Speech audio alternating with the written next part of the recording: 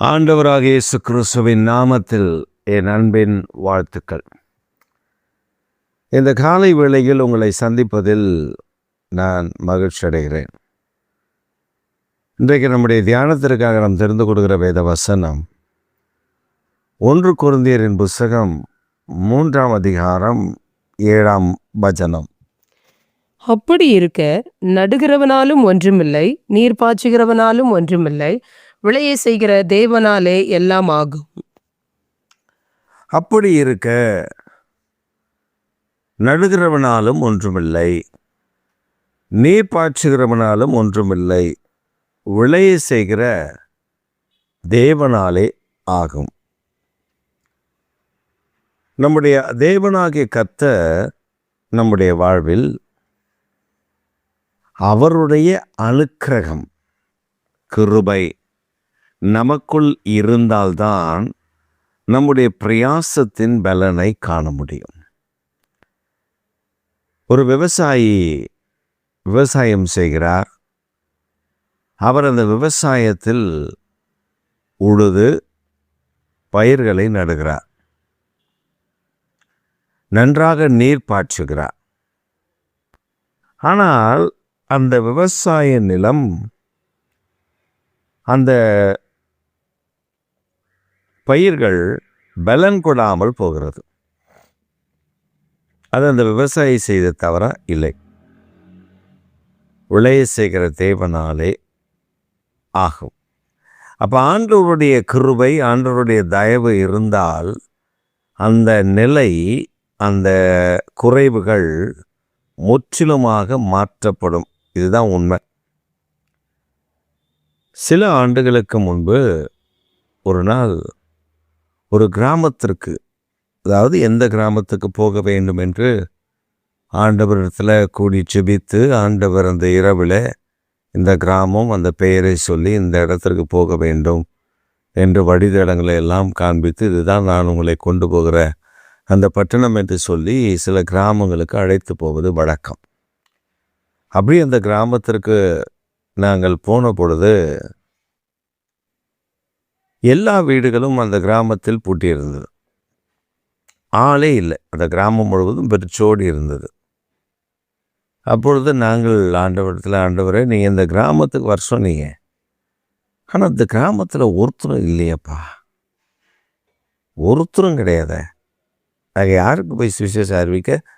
ஆனால் ரொம்ப தூரம், அதாவது கிட்டத்தட்ட நாங்கள் ஒரு 2 மணி நேரத்துக்கு மேலே நடந்து வந்திருப்போம். ஒரு இடத்துல இருந்து இன்னொரு இடத்துக்கு நடந்து வந்திருப்போம். பஸ்ஸு போக்குவரத்து அங்கே இல்லை. ஒரு ஆற்றங்கரையை தாண்டி ஆற்றை இறங்கி வெளியேறி அப்படி வந்தால் தான் அங்கே பஸ்ஸு போக்குவரத்து. அப்போ அந்த ஜனங்கள் எப்படின்னா, டிராக்டர் மூலமாக அல்லனா வேறு ஏதாவது வாகனங்கள், டிராக்டர் தான் மோஸ்ட்லி இருக்குது, மாட்டு வண்டி இருக்குது, இதன் மூலமாக தான் அவர்கள் அக்கறைக்கு வந்து அவர்கள் போவார்கள். எல்லா காலத்துலேயும் அந்த ஆறில் தண்ணி ஓடாது. அப்போ தண்ணி ஓடுகிற காலத்தில் கஷ்டம், தண்ணி ஓடாத காலத்தில் அவங்க கிராஸ் ஆகி வந்துடுவாங்க. தண்ணி ஓடுகிற காலத்தில் அவங்க 20 கிலோமீட்டருக்கு மேலே சுற்றி தான் அவங்க டவுன் பகுதிக்கு வரணும். அந்த கிராமத்துக்குள்ளே போனால் யாருமே இல்லை. அப்போ ஆண்டவர் சொன்னாங்க, நீ அந்த வீட்டுடைய கதவை தட்டு. அப்போ நாங்கள் கதவை தட்டின பொழுது அந்த வீட்டுக்குள்ளே ஆள் இருக்காங்க, ஆள் இருந்து வராங்க. ஆனால் வெளியில் பார்த்தா ஒரு சத்தமோ ஒன்றுமே இல்லை. அப்போ நாங்கள் அவர்களுக்காக ஜெபம் பண்ணி இயேசுவை சொல்லி, இப்படி எங்கே ஆண்டவர் எந்த வீட்டுக்கு போக சொல்கிறோம் அப்படி போனோம். அப்போ ஒரு அம்மா, நாங்கள் ஜெபிக்கிறத பார்த்துட்டு ஒரு அம்மா வாசல்லே நிற்கிது, பரிதாபமாக நிற்கிது. அந்த அம்மா கிட்ட போய் என்னன்னு சொல்லி கேட்டால், அந்த அம்மா சொன்னாங்க, நாங்கள் வயலில் விதைச்சிருக்கோம், அது ஃபுல்லாக பலன் கொடுக்கவே மாட்டேங்குது, பலனே கொடுக்க மாட்டேங்குது. அது என்னன்னு தெரியல, அப்படி தீஞ்சு போகுது, அதாவது சாவியாக போகுது. அதுக்குள்ளே கற்காய், அந்த நெல்லே கருப்பாக மாறிடுது. அதை புசிப்பதற்கு தகுதி இல்லாத, அதுவும் நெல் ஒரு 4-5 நெல்மணி தான் அதில் வருது. அதுவும் கற்காயே மாறிடுது. நான் என்ன செய்வதுன்னு தெரியல. நானும் கடன் வாங்கி போன வருஷம் விதைத்தேன். அதில் ரொம்ப நஷ்டப்பட்டேன். இந்த வருஷம் விதைச்சிருக்கேன். அறுவடைக்கு ஆயத்தமாக இருக்கு. ஆனால் ஒன்றும் பிரயோஜனம் இல்லை அப்படின்னு நம்ம அழுகுது.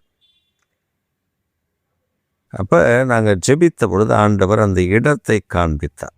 அந்த இடத்தை தரிசனத்தில் பார்த்து, ஆமாம் அது அப்படி தான் இருக்குது, நீங்கள் என்ன பண்ணீங்க அப்படின்னா, அதாவது அந்த ஒரு வழக்கம் அது. அதாவது ஒரு வயல்வெளியில் போய் வயல்வெளியில் நெல் விதைக்கும் பொழுது என்ன பண்ணுவாங்கன்னா, சில மந்திரங்களை, சில தந்திரங்களை, சில பூஜைகளை செய்து அதன் மூலமாக தான் அந்த விதைப்பு நடக்கும். அதன் மூலமாக தான் செய்வாங்க.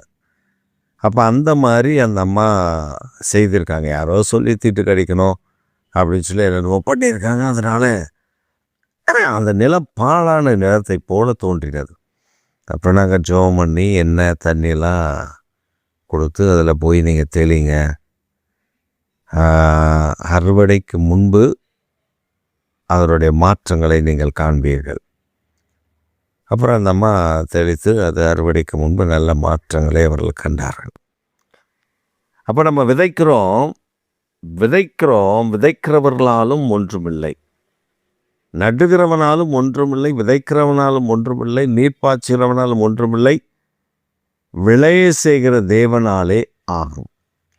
அப்போ நம்முடைய ஆண்டவர் தான் நம்முடைய பிரயாசங்களுக்கு பலன் கொடுக்கிறவர். அவர் சொல்லி விதைத்தால் அது பலன் கொடுக்கும், அவர் சொல்லாமல் விதைத்தால் பலன் கொடுக்காது.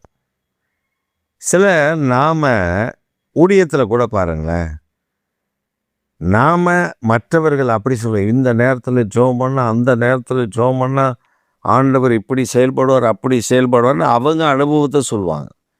உடனே நாம் கேட்டுட்டு போய் அந்த நேரத்தில் உட்காந்து நம்ம ஜெபம் பண்ணால் அதுக்கு கிருபை இருக்காது, அதற்கேற்ற அபிஷேகம் நமக்குள்ளே இருக்காது, அதற்கேற்ற தரிசனம் நமக்குள்ளே இருக்காது. அப்போ நம்ம சிக்கிடுவோம், அதை பிசாசோடு எதிர்த்து போராட முடியாது. இப்போ நாம் என்ன செய்யணும், எனக்கு நீர் என்ன வைத்திருக்கிறேன், நான் எப்படி ஜெபிக்கணும், நான் எந்த நேரத்தில் எப்படிப்பட்ட காரியத்தை ஜெபிக்கணும் அப்படின்னு சொன்னால் ஆவியானவர் மிக அழகாக கற்றுக் கொடுப்பார். சிலர் பாருங்க, சிலருடைய ஊழியத்தில் அவங்க பிரசங்கிக்கிறத கேட்டு அவங்க சொல்லுவாங்க, இவ்வளவு தேவைகள் இருக்கிறது, அவ்வளவு தேவைகள் இருக்கிறது, இதை நீங்கள் கொடுக்க வேண்டும், அதை நீங்கள் கொடுக்க வேண்டும் என்று அவங்க அப்படி பயங்கரமாக பேசுவாங்க. இத்தனை மிஷனரிகள் அழுகிறார்கள், இத்தனை மிஷனரிகள் சாப்பாடு இல்லை, இத்தனை மிஷனரிகளுக்கு கஞ்சி இல்லை, துணி இல்லை அப்படின்னு சொல்லி பயங்கரமாக பேசுவாங்க. நம்ம அதை கேட்டு உடனே என்ன பண்ணுவோம், நம்ம கையில் இருக்கிறதெல்லாம் அப்படி அள்ளி கொடுத்துருவோம். கடைசியில் நமக்கு ஒன்றும் இருக்காது, அப்புறம் நம்ம சாப்பாட்டுக்கு சிங்கி அடிக்க வேண்டியதுதான். இந்த நிலைமை எதனால், அவங்க பேசுகிற பிரசங்கத்தை கேட்டு மயங்கி கொடுப்பது அல்ல, தேவன் நம்மோடு பேச வேண்டும், அந்த இருதயத்தில் பேசணும். நீ கொடு, இந்த ஊழியத்துக்கு இதை செய், இப்படி நடப்பி என்று சொன்னால் உடனே நாம் அதுக்கு கீழ்ப்படிந்து நம்ம செயல்படும் போது ஆண்டவர் இதில் உதவி செய்வார்.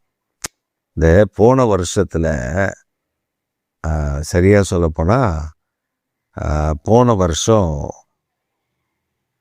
டிசம்பர் மாதம் அந்த டைமில் ஒரு மழை, 2 வருஷம் அப்படி தான் பெஞ்சது. 2024லேயும் பெஞ்சது, 25லேயும் இந்த டிசம்பர் மாதத்தில் ஒரு மழை பெய்யுது. அப்போ என்ன பண்ணாங்கன்னா, ஒரு பெரிய டீம் ஒரு சபையிலிருந்து ஒரு ஃப்ளைட் முழுசும் அவர்கள் புக் பண்ணி இங்கேருந்து ஊழியத்துக்கு போனார்கள். வடமாநில ஊழியத்துக்கு போயிட்டு, வடமாநில ஊழியத்தில் பயங்கர உற்சாகமாக போய் அங்கெல்லாம் ஊழியமெல்லாம் செஞ்சுட்டு திரும்புகிறாங்க. ஒரு 3-4 நாள் அங்கே போனாங்க. போயிட்டு அந்த இதெல்லாம் பார்த்துட்டு, அந்த சபையெல்லாம் பார்த்துட்டு திரும்பும்போது, இது நான் மிகைப்படுத்தி சொல்ல, ஒரு அம்மா சொன்னதை நான் சொல்கிறேன். அப்போ அந்த ஊழியத்தில் காணிக்கை எடுத்திருக்காங்க, அந்த சபையில், இவங்க போன சபையில் காணிக்கை எடுத்திருக்காங்க. அப்போ இந்த அம்மா அவர் பேசின பேச்சை கேட்டு மயங்கிச்சு. மயங்கி இது கொஞ்சம் பணம் கையில் வச்சுருந்துருக்கு. அது சொல்லுது, நான் கதையே கொண்டு போய் அந்த காணிக்கை பெட்டியில் போட்டுட்டேன். ஏசப்பா எனக்கு கொடுத்தீங்க, நான் உங்களுக்கு திரும்ப கொடுத்துட்டேன் அப்படின்னு சொல்லிட்டு இந்த அம்மா கையை தட்டிக்கிட்டு வந்துடுச்சு. இங்கே வந்தால் ஃப்ளைட்டு கேன்சல் ஆயிடுச்சு. அப்புறம் வேறு ஃப்ளைட்டில் புக் பண்ணி அப்புறம் நிறைய மாற்றங்கள். ஒரு நாள் 1.5 நாள் அங்கே தங்க வேண்டியதாகி பயங்கர செலவு. இந்த அம்மாவுக்கு ஒன்றும் புரியல. செலவு பண்ண காசு இல்லை, எல்லாத்தையும் நான் அங்கே போட்டுவேன். சரின்னு இந்த அம்மா இங்கே வந்தால் இங்கே அந்த அம்மாவுக்கு ஒரு சின்ன கடை இருக்குது. ஒரு கடை வச்சுருக்கு, ஒரு வீடு. இங்கே நல்ல மழை பெஞ்சு எல்லா வீட்டுக்குள்ளேயே தண்ணி போகாத வீடுன்னு யாரையும் சொல்ல முடியாது. அந்த மாதிரி ஒரு நல்ல மழை, ஒரு 50 சென்டிமீட்டருக்கு மழை பெஞ்சு வீடெல்லாம் மிதக்குது. அதில் அந்த அம்மா சொல்லுது, அந்த ஊழியத்துக்கு போய் கொடுத்துட்டு வந்தேன், இங்கே வந்தேன், நான் நடுத்தரில் நின்னேன். அப்போ நான் சொன்னேன், ஜெபம் பண்ணீங்களா? ஆண்டவர் அங்கே அந்த ஊழியத்துக்கு அந்த இடத்துல அந்த காரியத்தை செய்ய சொன்னாரா? பேசுகிறதை கேட்டு உணர்ச்சி வசப்பட்டு நீங்கள் செய்தால் அது பலன் கொடாது. இங்கே ஒரு அம்மா, அடுத்தது இன்னொரு அம்மா சொல்லுச்சு, நாங்கள் போயிட்டு வந்த அந்த ஊழியத்துக்கு என் வீட்டில் இருக்கிற எல்லா பொருளும் தண்ணியில் வீணாக போய் அடிச்சுட்டு போயிடுச்சு, ஒன்றுமே இல்லை. அப்போ இந்த நிலை எதனால் அப்படின்னா, நான் கேட்கணும் ஆண்டவரே, இந்த ஊழியத்துக்கு நான் கொடுக்கவா, இந்த காரியத்தை நான் செய்யவா? நம்மளா பெருமைக்கு ஏதாவது செஞ்சுட்டு ஆண்டவர் மேலே பழிய போட்டுரும். நான் ஆண்டவர் தானே, ஆண்டவருடைய வேலை தானே. கேட்டியா? ஆண்டவர் உனக்கு அதை செய்ய சொன்னாரா? ஆண்டவருடைய சத்தத்தை கேட்டு செய்தால் அதில் தேவ பலன் இறங்கி வரும். அதனால்தான் ஆண்டவர் சொல்கிறாரு, நடுகிறவனாலும் ஒன்றுமில்லை, நீர் பாய்ச்சுகிறவனாலும் ஒன்றுமில்லை, விளைய செய்கிற தேவனாலே ஆகும். அப்போ அவர் சொல்லி அவர் செய்ய சொல்லுகிறத நாம் தெளிவாக செய்தால் கர்த்தர் விளைய செய்து நம்மை மேன்மைப்படுத்துவார். இதில் மாற்றமில்லை. அதனால் இந்த காலை வேளையில் பிரியமானவர்களே, நீங்கள் எதை செய்தாலும், ஜெபித்தாலும் சரி, ஊழியம் செய்தாலும் சரி, கொடுத்தாலும் சரி, நீங்கள் எதை செய்தாலும் அது தேவனுக்கு பிரியமா, தேவனதை விரும்புகிறாரா என்று அறிந்து செயல்படுங்கள். அதற்கேற்ற பிரதிபலனை கர்த்தர் உங்களுக்கும் உங்கள் பிள்ளைகளுக்கும் தலைமுறை தோறும் கொடுத்து உங்களை ஆசீர்வதிப்பார். ஆமேன், ஆமேன்.